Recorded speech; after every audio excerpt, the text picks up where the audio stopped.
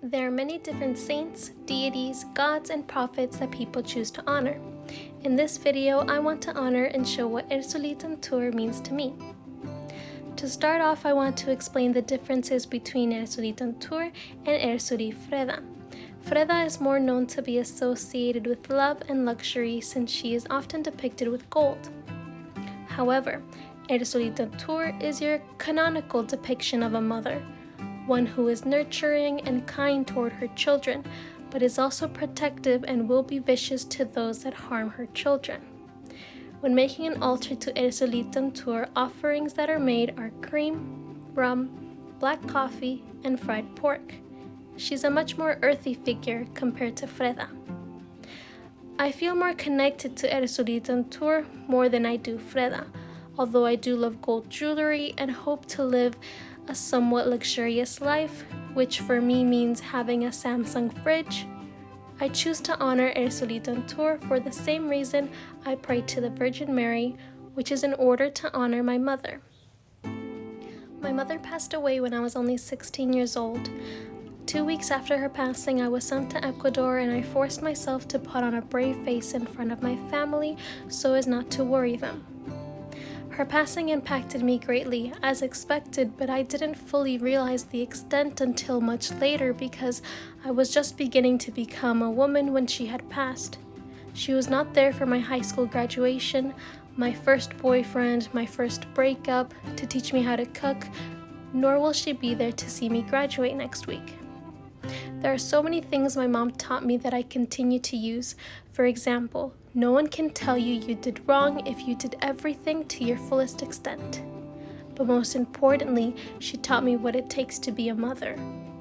When she left, I continued to live with my brother and dad, meaning I had to make sure my family was eating well.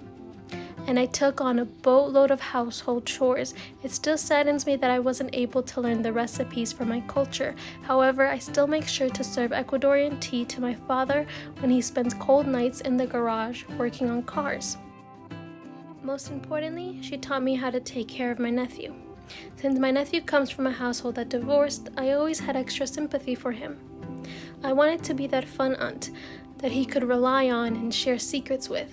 Someone he considered a friend more than a parental figure. It's why I look up to Erzuli Dantor.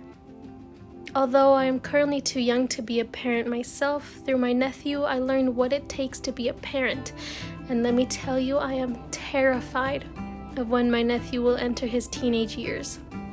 The same aspects Erzuli holds, so do I. I spoil my nephew and make sure he is okay and he feels comfortable venting to me. I always put his needs first, even when I should be taking care of my needs. But if anyone were to lay a finger on him, let's just say they would not have a very good day. I look up to Erzuli Dantor since someday I hope to be a mother myself and take what I learned from my nephew and bring it to my own children. So basically, my nephew is my free trial. Not so free if you consider all the Legos I bought him. If there was one more thing I could say to my mother, it would be to tell her that I'm okay. That she was the most perfect mother anyone could ask for. I was blessed to live alongside her. That little girl she raised on her own is now a wonderful woman. And that I'm sorry.